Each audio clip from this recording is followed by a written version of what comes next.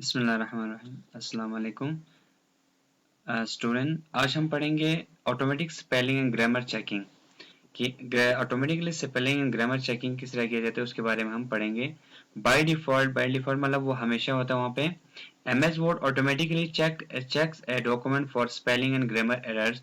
जो spelling and grammar error होता है MS वर्ड क्या करते हैं उसको ऑटोमेटिकली चेक करते हैं उसके ठीक है डॉक्यूमेंट के अंदर स्पेलिंग और ग्रामर को ऑटोमेटिकली चेक करते हैं। स्पेलिंग एंड ग्रामर एरर्स जो एरर होते हैं उनके बीच में चाहे वो ग्रामेटिकल एरर हो चाहे वो स्पेलिंग एरर हो तो वो सारा क्या करते हैं ऑटोमेटिकली वो इसमें क्या करते हैं डॉक्यूमेंट वो उसको चेक कर लेते हैं ऑटोमेटिकली। Therefore इसके बावजूद क्या होता है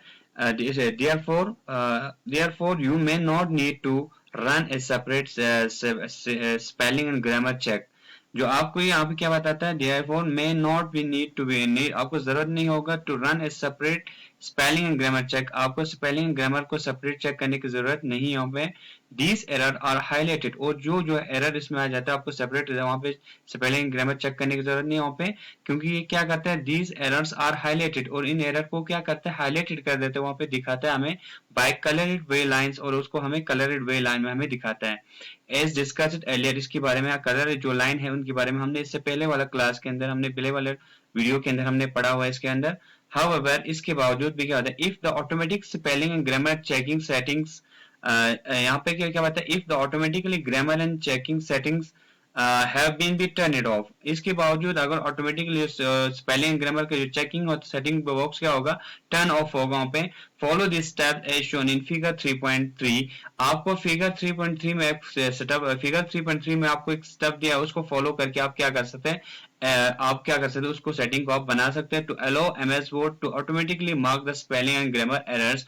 तो वो क्या करता है MS वर्ड आपको MS वर्ड अलो करता है क्या ऑटोमेटिकली मार्क ऑटोमेटिकली वो क्या करता है मार्क करता है स्पेलिंग एंड ग्रामर एरर को। जहां पे आपको स्पेलिंग एरर हो या ग्रामर एरर हो ग्रामेटिकल एरर हो तो वहां पे क्या करते हैं वो ऑटोमेटिकली उसको और क्या करते हैं मार्क कर देते हैं। अगर वो सेटिंग टर्न ऑफ होगा तो हमें उस सेटिंग को अगर हमें ऑन करना एक्टिवेट करना है तो किस तरह हम उसको एक्टिवेट कर सकते हैं। एक्टिवेट करने के लिए तो सबसे पहले हमें बता रहा है click on the file tab. सबसे पहले तो हमें फाइल टैब पे क्लिक करना है। सेकंड पॉइंट बता रहा है click on option to open the word option dialog. इसके बाद आपको वर्ड ऑप्शन डायलॉग उस पर आपको क्लिक करना है। थर्ड ऑप्शन में क्या बताता है क्लिक ऑन प्रूफिंग टैब। इसके बाद आपको प्रूफिंग टैब पे क्लिक करना है।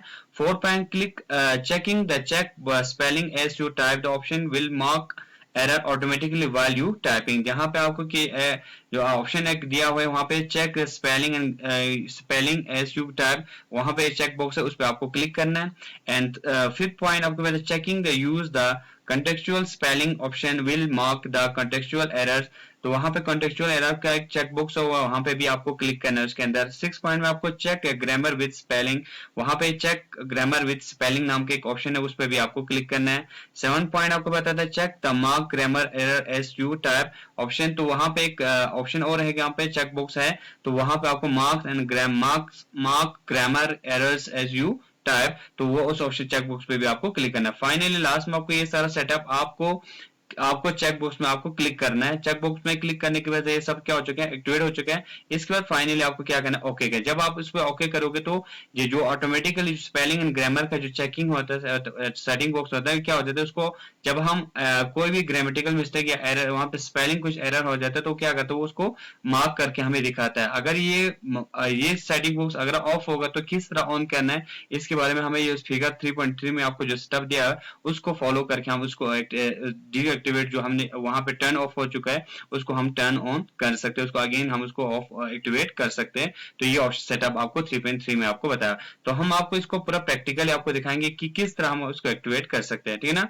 तो यहाँ पे आपको MS वर्ड को ओपन करना है। MS वर्ड को ओपन करने के बाद आपको जाना होगा फाइल टैब पे। फाइल टैब में आपको यहाँ पे वर्ड ऑप्शन है उस पर आपको क्लिक करना है। इसके बाद आपको यहाँ पे आपको प्रूफिंग पे आपको क्लिक करना है। यहाँ से जब आप प्रूफिंग पे क्लिक करोगे प्रूफिंग के बाद आपको थर्ड ये तीसरे पॉइंट तक आपको यहाँ पे पहुंच चुके हैं।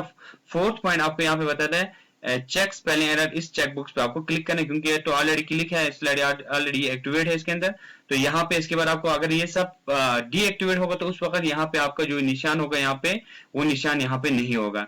अगर जिस जगह पे निशान नहीं है इसका मतलब वहां पे वो चेकबॉक्स अभी एक्टिवेट नहीं है। तो इन सबों को हमें क्या करना है यहाँ से एक्टिवेट करना है। सबों पे मार्क करना है जो चार ऑप्शन हमें दिखा रहे हैं चार ऑप्शन पे हमें मार्क करने के बाद फाइनली लास्ट में हमें क्या करना है, यहाँ से हमें इसको ओके कर देना है। ओके करने के बाद की जो चेक स्पेलिंग एंड ग्रामर का जो सेटिंग, जो ग्रामर स्पेलिंग ग्रामर का जो चेकिंग जो सेटिंग बॉक्स होगा वो क्या हो जाता है, वहां पे आपको एक्टिवेट होकर आपके सामने आ जाता है। ठीक है, तो इसके बाद वो ऑटोमेटिकली जब हम कोई भी स्पेलिंग एरर हो, चाहे हमारे इसमें ग्रामर कोई भी एरर हो उसके अंदर, तो वो क्या करता है, उसको हमें मार्क करके हाईलाइटेड करके हमें दिखाते हैं, कलर वे लाइन में हमें दिखाता है इसके अंदर। तो कल आपको होमवर्क के लिए आपको ये दिया है कि फिगर 3.3 में जो सेटअप आपको दिखाया हुआ है, उस सेटअप को आपको अपने कॉपी में आपको बनाना है। ठीक है ना। ये सेटअप आपको ये इसलिए नहीं दे रहा, सेटअप आपको एग्जामिनेशन में भी आपको आ सकता है, तो उस वक्त भी आपको ये सेटअप आपको इसलिए बनाने के लिए बोल रहे कि एग्जाम में भी आपको इसमें से कोई भी सेटअप आपको आ सकता है। तो ये सेटअप आप अपने फेयर कॉपी पे सही से आप इसको बनाओगे इसके अंदर। तो आज का क्लास हमारा यहाँ पे खत्म हो जाता है। Thank you, have a nice day.